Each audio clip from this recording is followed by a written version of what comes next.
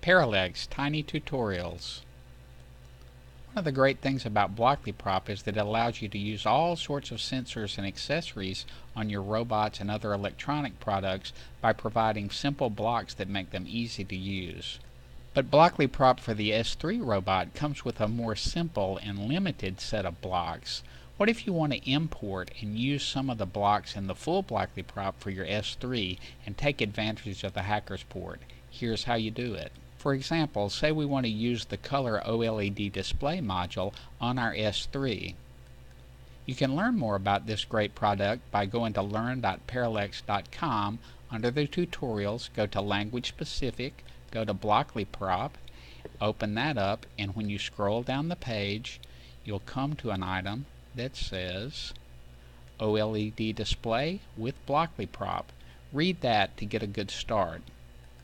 Next, I opened a new project using the Propeller activity board, and I named it OLED Blocks S3.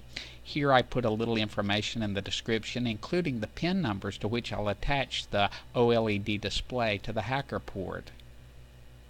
In that project, I opened up the Communicate block, I went to OLED, and I drug all the OLED's blocks out into the workspace area. It looks like this, and then I saved it. After that, you come over to the drop-down menu and you can download those block files onto your desktop. When you make a new project and make the board type the Scribbler robot, this one is S3 BlocklyProp Onboard OLED Sensor Observation Deck Line Obstacle and Light version 2, and it's project code 30928. When you open that code up, what you can do is import those blocks that you previously saved by coming over again to the drop-down menu and say upload a block file. It'll ask whether you want to do that for a new project or append it to an existing project. Just make the choice, import the blocks, and create your own program. When we run this program, it creates a great display that shows us on board on the S3 exactly what our sensors are reading. Here's some photos of the finished hack. There's the white breadboard mounted with sticky tack to the top of the S3, the OLED display, connected by a ribbon cable over to the Hacker port.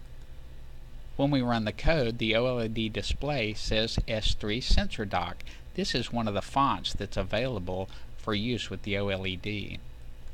As the code runs, it shows the value for each of the line sensors, for the obstacle detector on the left and the right, whether it's clear or blocked, and the light sensors left, center, and right, the values for each. It's as simple as that to import those blocks and use them in BlocklyProp to control the OLED on the S3.